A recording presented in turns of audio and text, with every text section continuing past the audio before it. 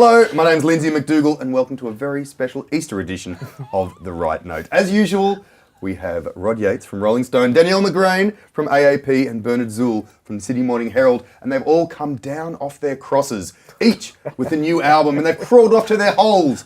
And 3 days later, the rock has moved from the hole and they have returned, they've risen again, each with an album review for you. Or if you'd prefer something a little less sacrilegious, the Easter Bunny has been hopping next to their beds and left a special Easter egg with an album inside. And today we're going to find out if that album is rich, dark chocolate or some of that crappy sugary stuff you get at the reject shop about 4 days after Easter.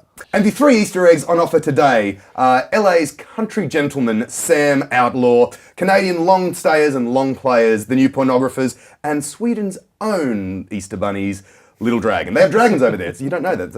It's a different sort of myth. Anyway, also, playing live for you, a gentleman who to some is the Messiah, and to others, a very naughty boy. The Bard of Barking himself, Mr. Billy Bragg, is going to be on the show today, playing music and having a chat to you. But before we get into that, let's hear the word of our Lord, Harry Styles. Harry Styles has a song. It's a song which sounds, entitled at least, suspiciously like a more famous performer, now gone. The song is Sign of the Times, not Sign o' the Times. Right. And it is big. It is big. It is really big. It is long. It sounds big. It goes on. He gets big. And certainly his record company is hoping that it's big because they put pretty much all the resources that weren't available for buying record stores, fridges, and other white goods for the charts into Harry Styles' new record. Just stop your crying, it's a sign of the times. We gotta get away from here. We gotta get away from here. Just stop your crying, it'll be alright. And it is the biggest load of, look at me, I'm an artiste, I can go dramatic, that you can imagine. A bit like that, actually. A bit like that? Yeah. It's got a nice piano. There's a piano in it. It's not the worst song in the world. It's a perfectly things. decent song, which is stretched out and it's blown up and it's just given so much air pumped up its ass that that it looks like the kind of song that says, I'm important. It's a very definite choice, isn't it? Like, they've really chosen this song. How are we going to launch Harry Styles' career? How are we going to get him out of that One Direction mold and make him into the mature artist that he wants to be accepted for? So let's take this 5.5-minute song that kind of wishes it was written by David Bowie. Only David Bowie wrote it about 30 years ago. And it's funny to see where it's going to go. I suspect it's going to go to the top of the charts. Well, you'd hope so. I mean, there's a whole lot of money invested in something that you only need to sell about 3,000 to get to the top of the charts in Australia anyway. So if it doesn't get to the top of the charts, I think there'll be certain people at the record company who will be facing questions next Monday morning. But it would also be like Harry also demanding as a adult of sorts and stuff that he is taken seriously. So he's like, the song is written with him and I think 5 other people, which is it's a good number of people to write a song. Goes to like a minute and a bit each. Is it a too many cooks I situation? don't know, well, I think because the lyrics seem to be vaguely political as well. Like, you cry your eyes, it's a sign of the times a lot.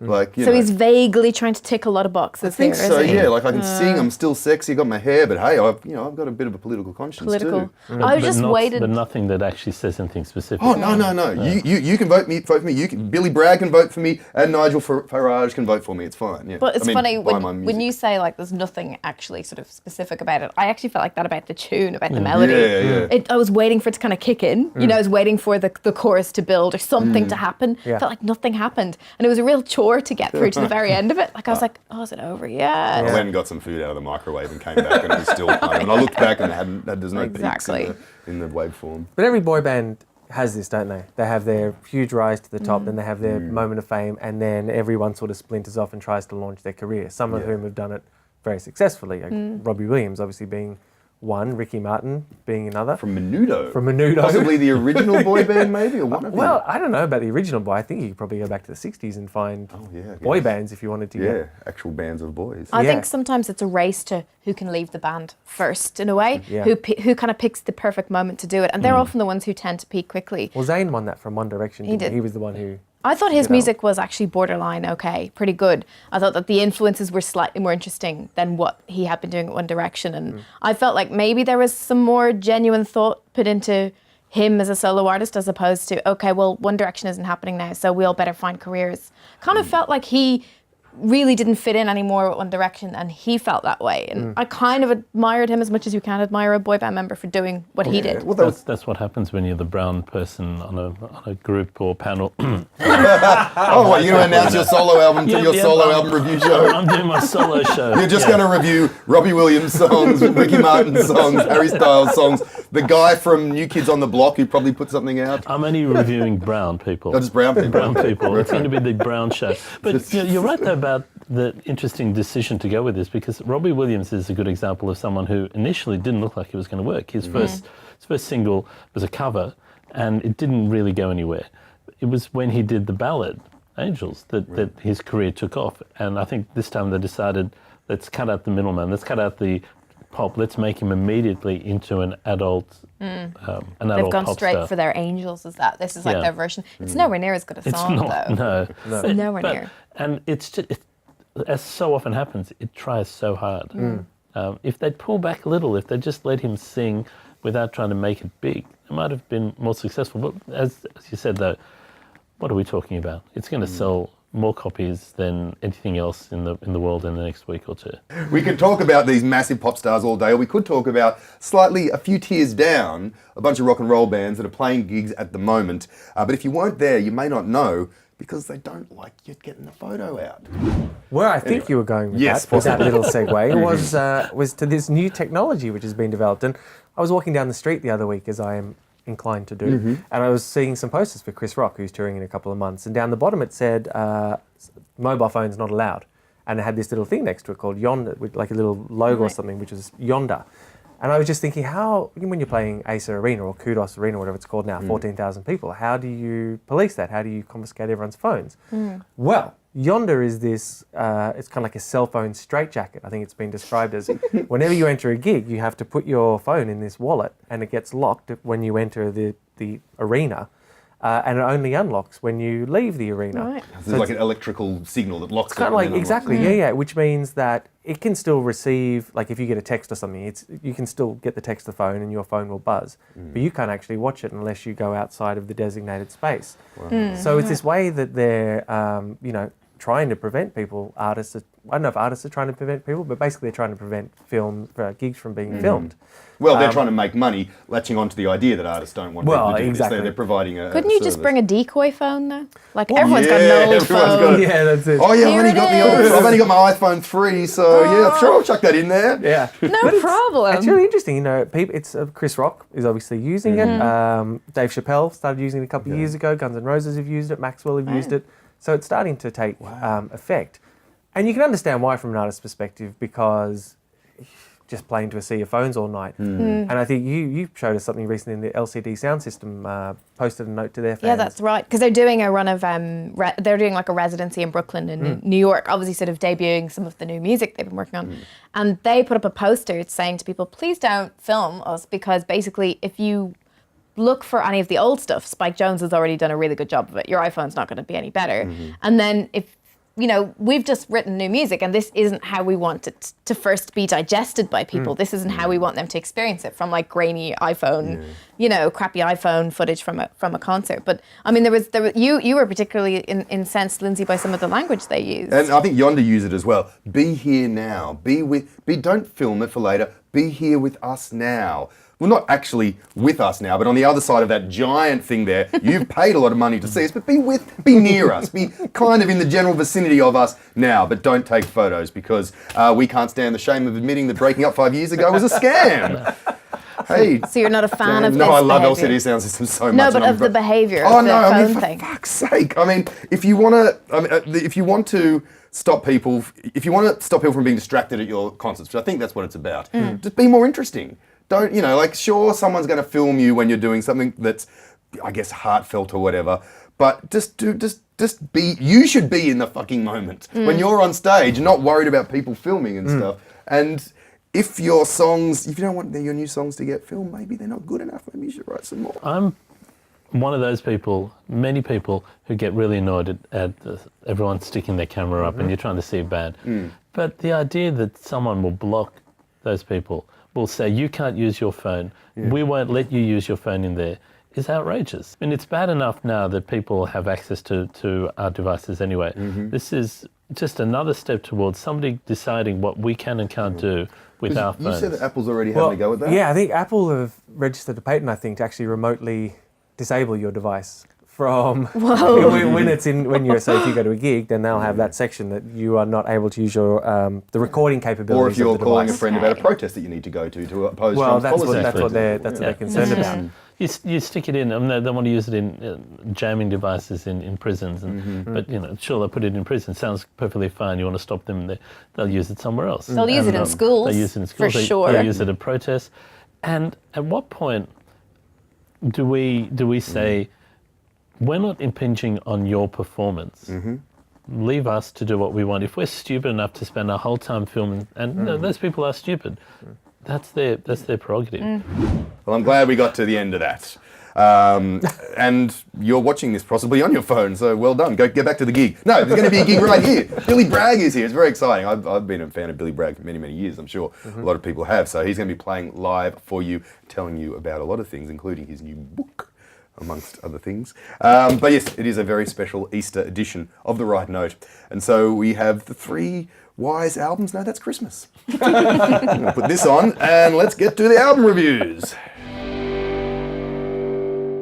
I'm reviewing Little Dragon's album, Season High.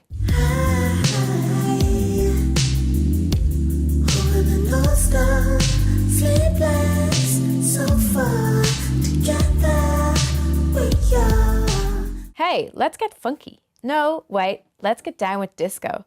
Actually, can we just get a little bit sexy, R&B style? Do I seem confused? I guess that's because I am. I've been trying to wrap my head around Little Dragon's 5th album, Season High, for a week. I can't quite grasp what it is, and part of the problem is the band are trying to be all things to all people. They've said before that they want to appeal to all generations, and here they seem to be that band who can get you on the dance floor, but they've got so much more to offer than that.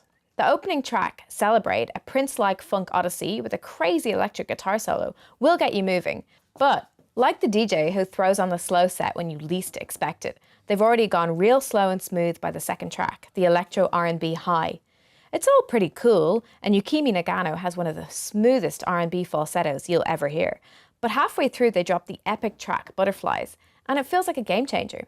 This 6-minute electro odyssey is the freshest track on the album, and things get a little more fearless after that. They introduce some interesting trippy sounds and tribal beats on Should I, and maintain this kind of more futuristic quality for Don't Cry. Basically, the second half of the album kicks the first half's ass, and makes you wish Little Dragon would stop trying to make everyone happy, and continue on their own weird, futuristic electronic odyssey instead. Did anyone else feel a little bit let down by Little Dragon? I was only let down in the sense that I thought I was going to hate it, and I did.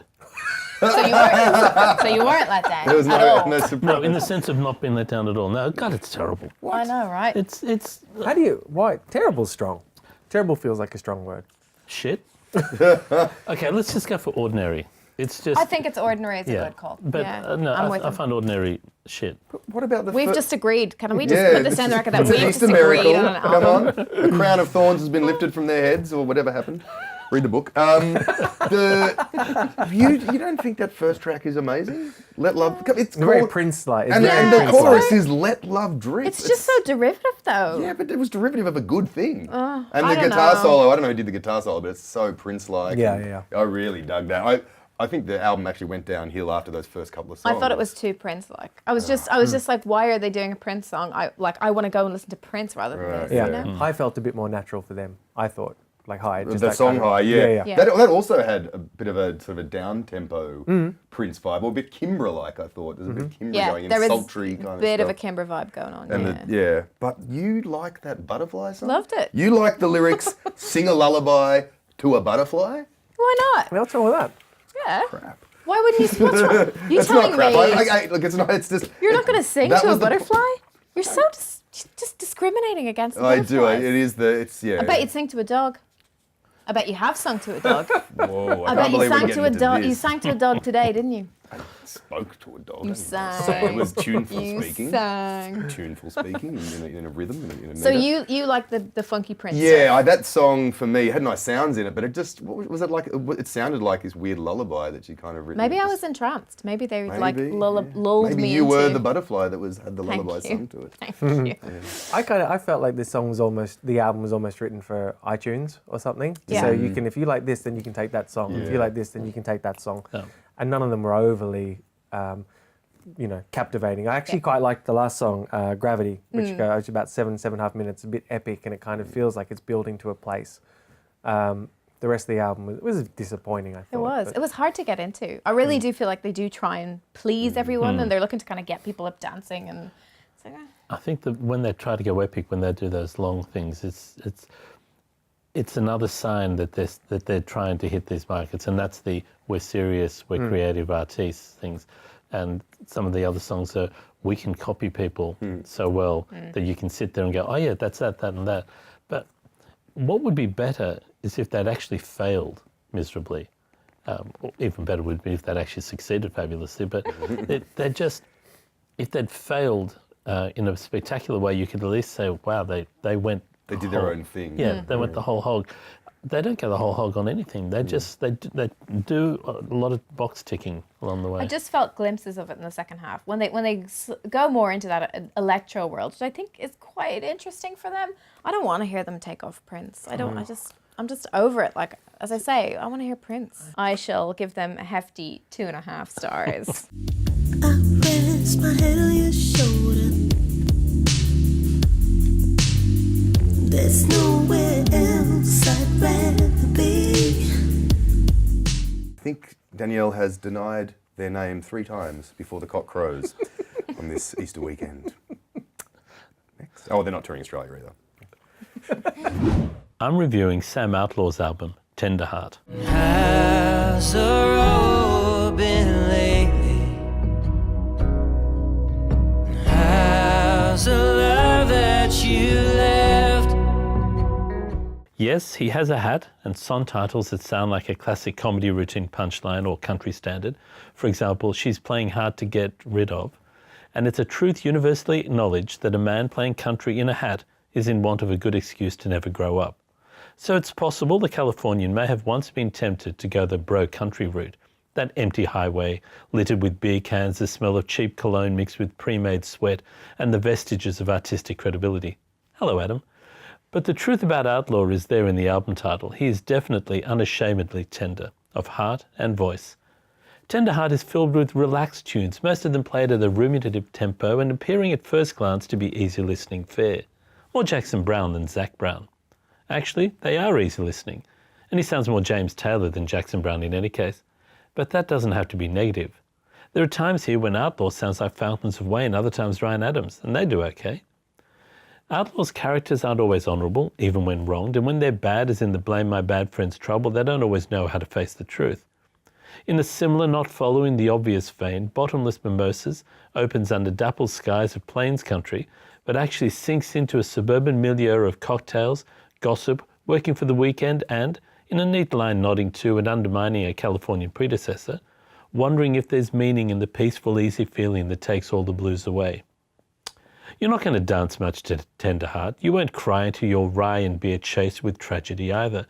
But you feel like putting your feet up, tipping that hat down over your eyes and just enjoying some, yes, peaceful, easy feeling. Giddy up, Rod? Don't explain it. I've actually been left a little bit cold from some of his earlier work, but I quite like this record. And I think it's quite well titled, Tender Heart, because I think in the tender moments, that's when he's at his best.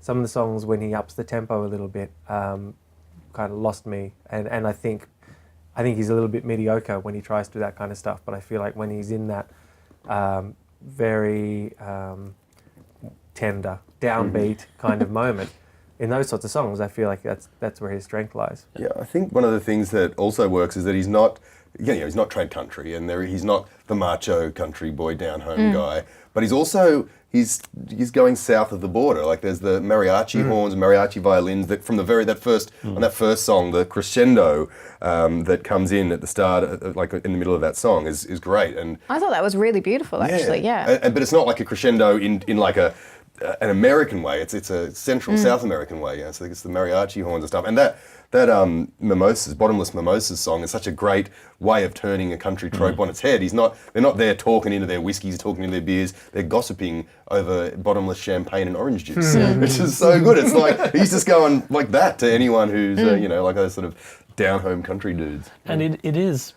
quite prepared to be most of the time a gentle record. And people don't make gentle records anymore. They certainly don't make gentle records in country music. Certainly not in mainstream country. In your old country, but even then, they generally will go for really sad and slow. This is gentle, easy pop. I think it's good as well that the album actually doesn't get bogged down, because if you have an album that is fairly mid to slow tempo, then you can, after a while, just get into this rhythm. And maybe that's the advantage of having a couple of upbeat songs in there, even though to me they're not the highlights. Perhaps it does break it up. But he maintains your interest all the way through, even though the tempo rarely rises. I think it's a good record, and he's going to make better ones still, but I agree. I think he's better at understanding what he needs to do. So I'm giving it 3.5. Well, I recall a man in search of treasure and a kingdom. And he's not touring Australia anytime soon. Although he did come out in 2015. Did you see him then? Yeah. So it's been a couple of years. You never know. I'm reviewing Whiteout Conditions by New Pornographers. You can imagine all the factions that form around high-ticket attractions. While writing this, their 7th album, New Pornographers mainstay AC Newman said the Canadians wanted to create something of a krautrock version of 60s and 70s vocal group Fifth Dimension. And, I suppose, on songs such as Darling Shade, with its hypnotic, repetitive beat and curdling bass line, they came close to succeeding. Newman's Fifth Dimension reference is telling, for he and co-vocalist Neko Case work so closely in tandem that neither ever really takes the lead vocally. Instead, their voices cascade over the top and around each other in a way that is mostly dazzling. Perhaps it has something to do with the fact that Dan Bejar, normally the third prong in their vocal and songwriting attack, doesn't take part on this album, busy instead with his other band, Destroyer. Whiteout Conditions starts spectacularly. Openers Play Money in the title track are jam-packed with earworm melodies, setting the tone for an album that is upbeat and heavy on synths. Appearances can be deceiving though. As peppy as the title track might be, it actually essays a dark period of depression for Newman. From there, the album doesn't quite maintain the quality of its opening songs. For every moment of pop magic, such as This Is the World of the Theatre, there's a track such as Duke, which perhaps attains the album's krautrock-inspired goal, but doesn't really captivate. The saving grace here, though, is that even an under-par New Pornographer song is usually pretty good. But then that means our expectations are also pretty high, and they're not always met here. What did you guys think? I was a bit disappointed. I feel like I've heard, even though there's new elements here, there's new tricks, there's the electronic-y, craftworky thing. I just feel like the songs are just a little washed out.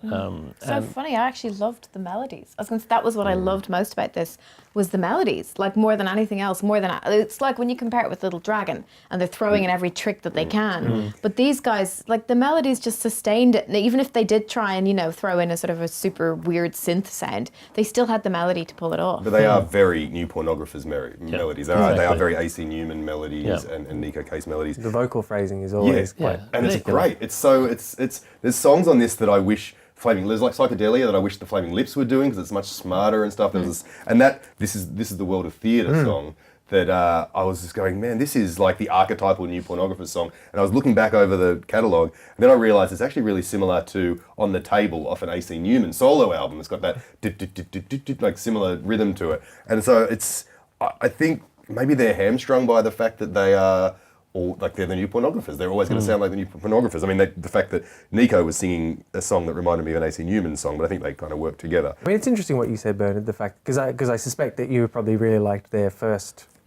couple of albums, I imagine, like as did most people. So is it that they've just run out of songwriting steam? No, the thing is, I think they are lovely. They're nice melodies on this. But as Lindsay said, they're new Pornographers melodies, and I feel like I've heard them all before.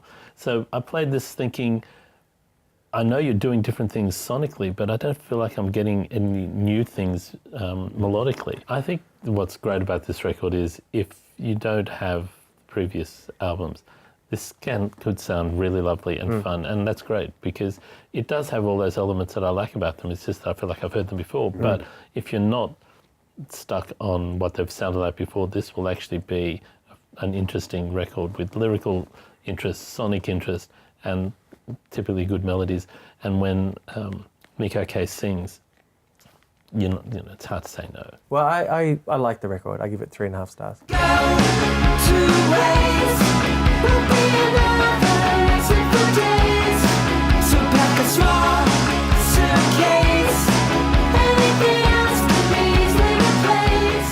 Three and a half stars if you are new to the new pornographers, or you're a new pornographers if you're used to the porn.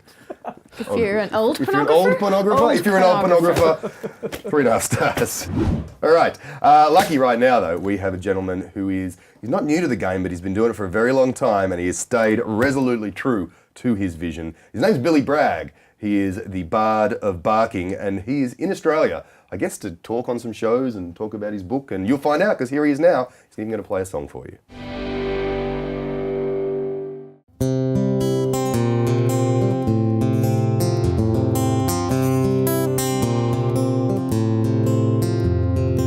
I'm so tightly wound in tension, feel just like a guitar string, waiting to reveal emotion. Touch me and you'll hear me sing.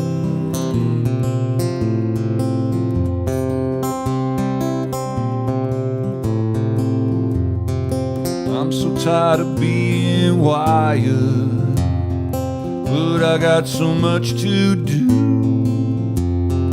Tidy up the place for Monday, when she's buried in her dancing shoes.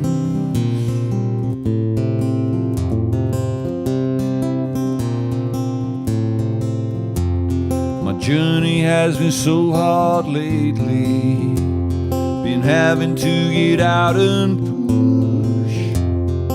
Left me standing on the sidewalk, talking to a burning bush.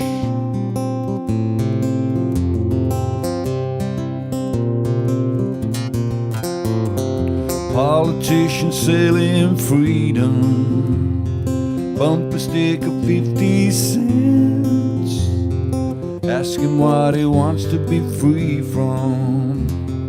Answer don't make any sense.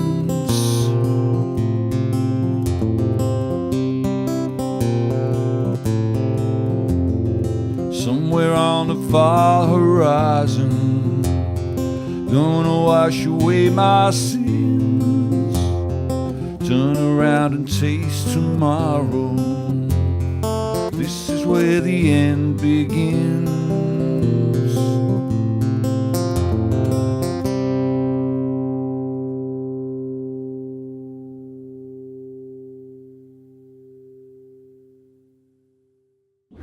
Billy Bragg, welcome to the show. It's great to be here. Your book, The Progressive Patriot, and seems like half of your 1980s, 90s output is particularly relevant again, if it ever was not relevant. Yeah. Why is it still topical? Why is the things that you were singing about Well, then you know, in and the writing about? 1980s, I wrote a lot about left-wing issues about socialism. Once the Berlin Wall comes down, that kind of starts to disappear, and ideology starts to disappear. And what replaces it for a lot of people, I think, is identity politics. And my writing about English and British identity was inspired in many ways by the rise of a far-right, a racist whites-only party called the British National Party. Because I was politicised by Rock Against Racism, so my antenna have always been, you know, able to pick up those kind of social trends. And of course, what's happened since then is, well, you know, the idea of sort of nationalism has taken hold across the United States of America and right across Europe as well, in my country, in the form of Brexit. So in the context of that, the difference of the British identity and the English identity are now going to be clear again if the Scots, as they are suggesting, are going to try for another independence referendum. The Irish are going to have to resolve the issue of a border between the North and the South. So the English are going to really have to look in the mirror and work out who they are. So many of the things, as you say, that I have written about over the past couple of decades are coming into focus again.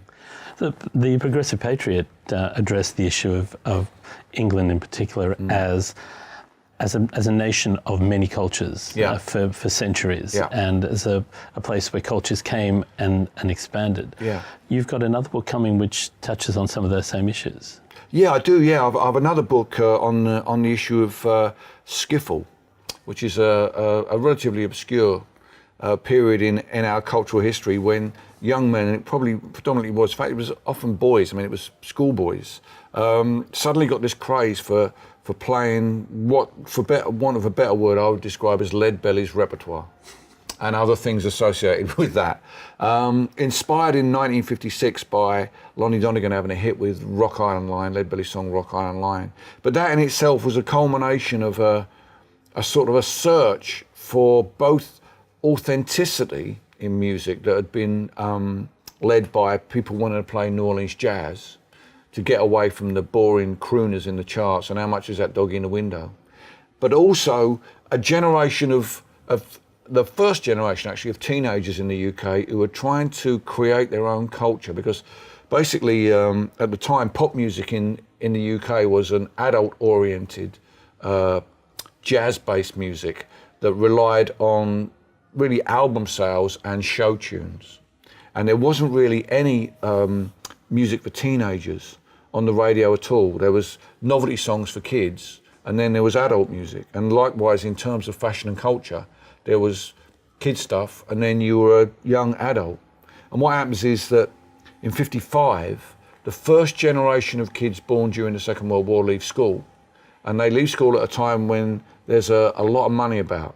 And they start buying cosmetics, they start buying clothes, they start buying records. And the teenager, as we know it, in my country, starts to define himself and herself. And skiffle is the first music that they not only latch onto, but they're making it themselves. And what's significant about this is that it wasn't handed down to them by adults. It wasn't something that, like all the other pop in the UK, came out of Tin Pan Alley.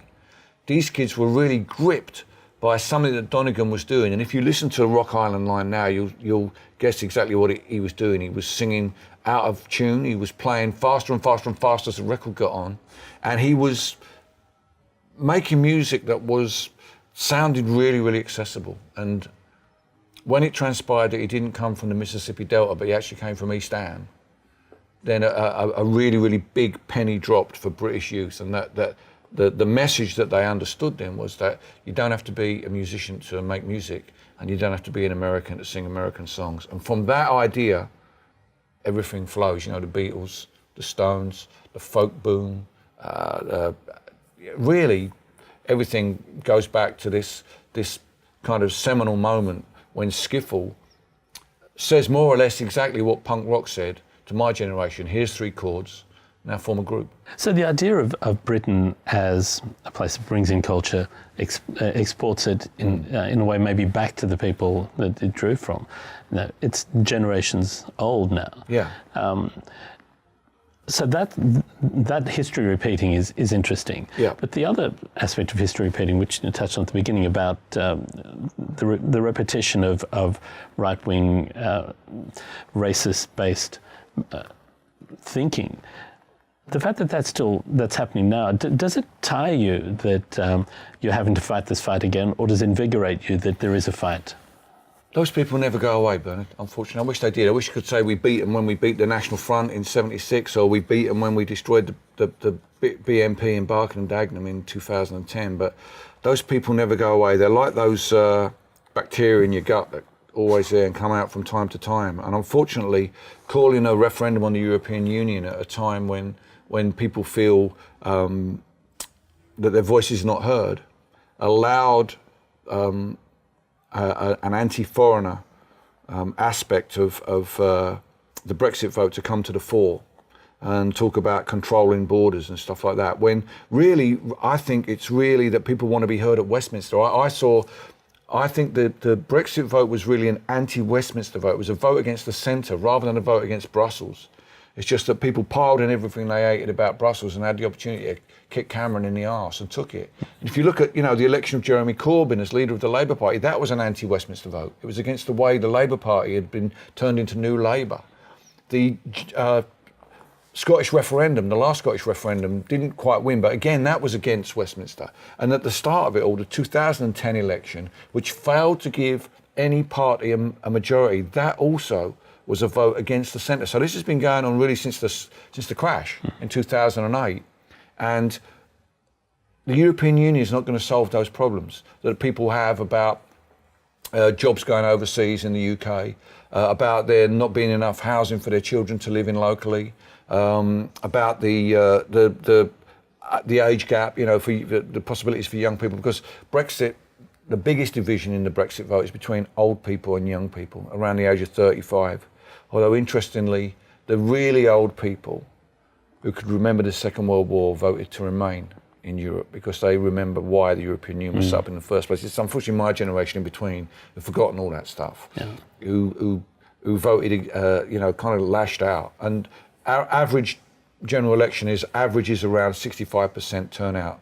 The referendum had an 85% turnout. So a lot of people went in there and voted, I think voted in anger. Now, I'm not to say their anger is not justified, but I would say that had they really thought through the ramifications of leaving the European Union, they may have thought again, because they're the sort of people who will be very disappointed if the United Kingdom does split up and Scotland does become independent and Northern Ireland has to change its relationship with the Republic because of the Republic being in the EU and Northern Ireland being out. It changes the nature of what Britain is. They were probably, I don't think the majority of people were thinking about that when they went into the voting booth to vote to leave the European Union. It wouldn't appear that there's an obvious connection between the most recent album you did with Joe Henry, train-related songs, and then this tour playing those songs. But in fact, those songs are quite enmeshed in the same. I think they are, because when we were on tour playing them last year during the American election, and Trump talking about his wall, and at the same time, there's a lot of talk in the UK about economic migrants in the Calais jungle, where they're trying to get through the Channel Tunnel. All these songs are about hobos, and a hobo is just a romantic term for an economic migrant. When Woody Guthrie was trying to get out the Dust Bowl into California, there were vigilantes on the road trying to turn them back. There were state troopers on the California state line saying you can't come in if you haven't got a job. What does that remind you of?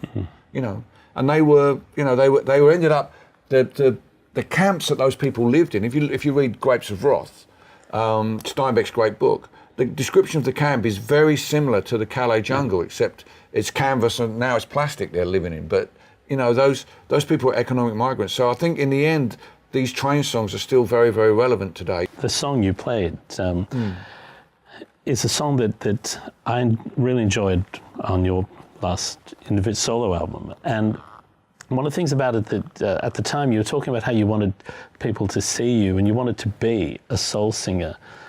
Soul in the sense of telling something from the heart, something true. What about that song to you? I mean, it sounds like a soul song to me, but what about that song makes it soul for you? Well, weirdly enough, it was the last song we recorded on the album. And it kind of came about, Joe and his wife, the night before I was staying at their house, took their daughter to a swimming gala and left me on my own with this house full of guitars, and I was just sitting on the sofa playing that lick. And by the time they came back, I'd written a song. And so we recorded it the next day, and there was just something about it. Joe's wife had left a book in my bedroom, the Sufi poets, and kind of like there was something in there about, I read something in there about being like a guitar, well, like a string, on an instrument. It might not have been a guitar, but it really resonated with me. But this was also the first record I'd made since my mum passed away. And I kind of thought to myself, I don't seem to have reflected that at all. And even actually when we were down in the basement recording the song, after the first take, suddenly that line came in. You know, tidy up the place for Monday till she's buried in her dancing shoes. My mum went a lot of ballroom dance, that was her hobby, and when she died we put her dancing shoes on top of the coffin. And that line came in and I thought, that's it, the album's finished. It got me to that place. And I ran upstairs, left Dave, the double bass player there, standing there. I said, wait, and went upstairs, come back down, okay, got the last verse. And we sang it in there, and it was a very, very important song to me, because it then grounded the album, because it was recorded in California, which I don't normally do, more Americana based, and I'd also let Joe more or less tell me what to do, which is a strange experience for me. But that last line and that last song and that last experience kind of grounded it deeply in everything I'd been going through in the previous couple of years, and I was really pleased that it should end that way, that part of my experience, because the song was about moving on to the next thing, you know, and I think that's something that's why we made the record. You know, I said to my missus about 6 months before, you know, I've got to make another record. I've got to move on away from, not because I was sitting around moping about my mum passing away, but I just needed to get to the next thing, you know? And she said, ring up Joe. Joe said you could make an album in 5 days in his basement. I was like, yeah, right, that's going to happen. So, and it did, it had happened. So that line, that song, right at the very end, kind of brought it all together, and it's a song, that's why we put it at the top of the album, so people would know where we are and where we're going. Billy Bragg, thank you very much for your time. Billy Bragg. There's a little Easter treat for you. Billy Bragg is in Australia for Blues Fest this weekend and doing some side shows as well with his good mate Joe Henry. There you go. Next week, Sarah Blasco, who is a wonderful Australian entertainer and singer-songwriter, is going to be here making some music for you. But before we go, what other albums has the Easter Bunny been putting under your Easter tree? The Easter Bunny has delivered a new album by Scream Feeder. Whoa! Beloved Brisbane trio. And it's yonks since they've released an album. And and your technical talk. but it's been a long time. And these guys were also always such a great band, but never quite really made it. Never broke through on a commercial level. They're about the same time as like Something for Kate and Pollyanna and Regurgitator and all that. Yeah. And they're always really good records and great live band. Never quite got the commercial breakthrough, but the new album, Pop Guilt, is a fantastic record. If you love Scream Feeder, if you like good indie pop, you will like this album. And Kelly from Scream Feeder once poured an entire jug of Coca-Cola over our ex-bass player's head. So I love that band forever. I've been listening to an album that you were talking about a few weeks ago, an EP actually, but now that it's actually out online for people to listen to, I thought I'd mention it again, since you can actually listen to it, not just fancy record industry people. It's Alex the Astronaut, her EP To Whom It May Concern. You know, she's the woman who is a maths and science genius. She's doing her theses on the 2 over in New York. She's also there on a soccer scholarship, and she also writes excellent songs. The thing I like about To Whom It May Concern is that it's not, you know, when young songwriters get discovered, they kind of immediately get put into Slick World, get some crazy producer, and it sounds... And this doesn't. Like, she has used a producer who's produced songs for various people like Gordy and things, but it's sort of, you can hear the guitars, you can hear her voice as it finds a place, and it's really nice. Well, sticking with the local artists, I've been listening to Vancouver Sleep Clinic's first album. So it's Tim Bettinson, who's a kid from Brisbane. I say kid, he's like 21, so I'm allowed to say kid. But when he put out his first EP in like 2014, I think he was about 18 or something. It was very precocious, and there was, you know, a lot of expectation put on him. Had he been to Vancouver?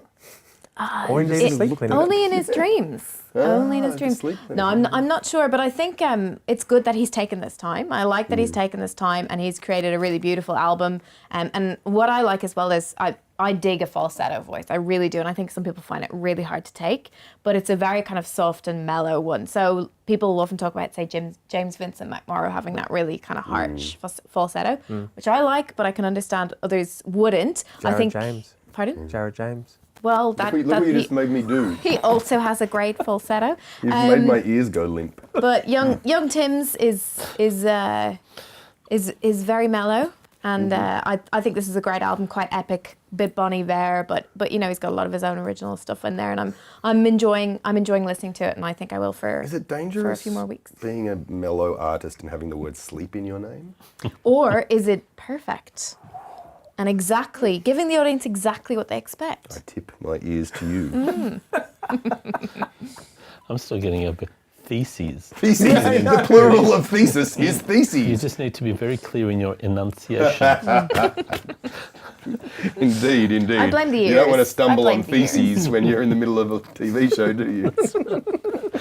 I've been listening to a record which is out in a couple of weeks, I think, a compilation called Follow the Sun, which is subtitled Deep Australian 70s Folk Rock Psych Cuts, compiled by Mikey Young from Eddie Current and Total Control, and Keith Abrahamson from Mexican Summer.